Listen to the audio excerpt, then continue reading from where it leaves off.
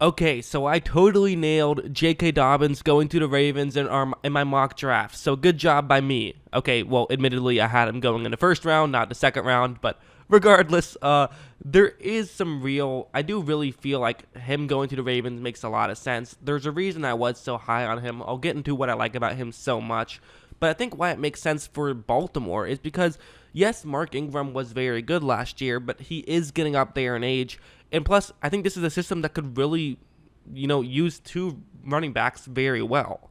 It's a system that needs a halfback. And so getting someone who, listen, I thought he was first round talent, and they're getting him late in the second round, that's just great for Baltimore. They have to be very happy about what they've been able to do this draft so far. I feel like this has kind of been a dream scenario for them.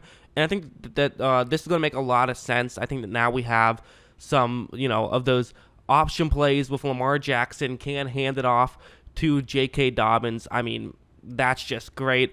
And, the initials, J.K., I'm a big fan of them. So, yeah, I absolutely love this pick, and I'll just get into why. Let's get into the film study portion of this video. We'll start things off with this play where first things first, that's going to be the blocking concept. So, nothing really too fancy right here. There is going to be one block in particular that I'm going to want you to take a look at, and it's going to be that block, because that's pretty much where J.K. Dobbins is going to have to make his decision. Either he's going to run to the outside or to the inside of that defender, and it's all going to come down to how good of a job his own offense or his own tight end is going to make of a block here. If he makes a block that forces the defender to the outside, then he runs to the inside. If the defender is closer to the inside, he runs to the outside. Nothing really too complex there, makes a lot of sense, but that's what J.K. Dobbins' decision is going to come down to. And right after the ball is snapped, you notice that, he honestly probably could go either way. I think I would recommend going towards the inside right here. I think that's what I would have said that he should do, but at the same time, this is not a dream scenario for Ohio State whatsoever. There are definitely defenders in the area, and it's going to be tough if he tries to get to the outside to be able to get around that defender, and it's also going to be tough if he just runs straight forward, because there are plenty of defenders in the area who could reach an arm out and make a quick tackle. Now, the bright side on a play like this is that it's almost definitely going to be first down. It seems like the first down part is looking pretty good. It was second down and 1. Now it's going to be probably a first down, because it's, again, just looks like that's the good situation. But we don't know. But really what's going to end up being more important, I think, is not so much just the first down part of it, but just getting as many yards as possible. However, watch how Dobbins finishes this run. Watch how he does get to the outside, is able to finish the run and gain a lot of yards. Just a really good play from Dobbins. That's part of what makes him so great, is that speed.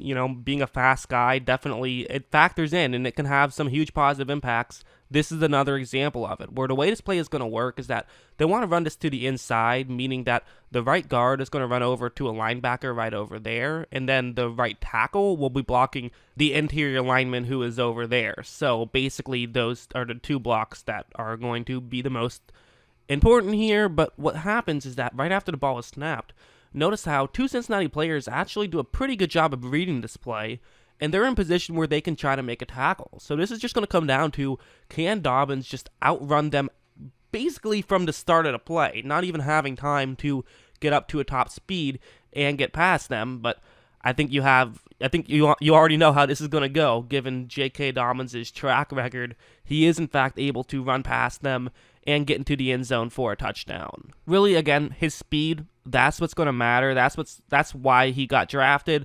That's what people are hyping up before this season. And it's not just his speed, but it's also the speed paired with acceleration. It's those two things. That's what really is what makes him so talented.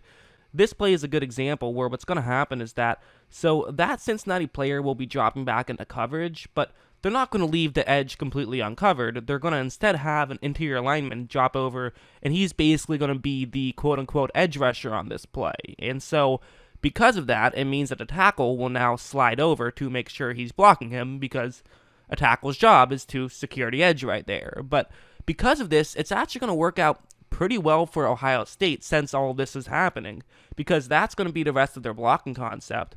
But with a Cincinnati defender already moving away, and the guard now going to go ahead and move the edge rusher who dropped back into coverage. This is actually kind of a dream scenario because watch, right after the ball is snapped, notice how much space is open right there. So, this part, not necessarily something that Dobbins did particularly well. I mean, he kind of just got lucky here, honestly, more than anything. But at the same time, yes, you get lucky, but also he was then able to do what you're going to see him do, which is completely blow by everybody, which a lot of guys would not have the speed to pull that kind of thing off. That was probably going to be a good play regardless, but what made Dobbins turn it into a touchdown, and it was a touchdown, I had to cut it off because of copyright reasons. If I play a clip for too long, it ends up getting claimed, so I have to be a little careful there. So that's why that was, but trust me, it was a touchdown. And what turned that into a touchdown was just his speed, his acceleration and his speed. That's what he's going to bring to the table. And quite frankly, he has fast speed for the NFL. It's not just good college speed, quite frankly. Does speed and acceleration matter as much in the NFL? Well, I mean, kind of more and more so, yeah. I mean, for the longest time, it seemed like college was all about speed. NFL was more about power, but, more about strength. But now, I mean, it's becoming a very fast game in the NFL as well. And speed definitely matters there as well, and I think Dobbins can really have a huge impact in the NFL. But I also should be clear, it isn't just speed. I mean, that's the main thing. That's what people are going to talk about the most. That's what I've talked about the most. But that's not the only thing he can do well. One thing he does very well is he has a lot of shiftiness. He has good footwork. This play is a great example of it where, those are the 3 blocks you need to take a look at. Just 3 one-on-one matchups, and after the ball is snapped, one of those blocks isn't necessarily going too well. You look at the offensive lineman who had to move up to the second level to block someone who isn't a defensive lineman. It took him a little bit longer to get there, not really through his own fault. An Indiana player did a good job of reading the play, trying to get into positions. So for Dobbins, he would love to just, continue running straight, but he can't because there's an Indiana player in his way. So watch this little move he's going to put on where he fakes as though he's going to the outside, gets to the inside, and nearly gets to the first down marker right there.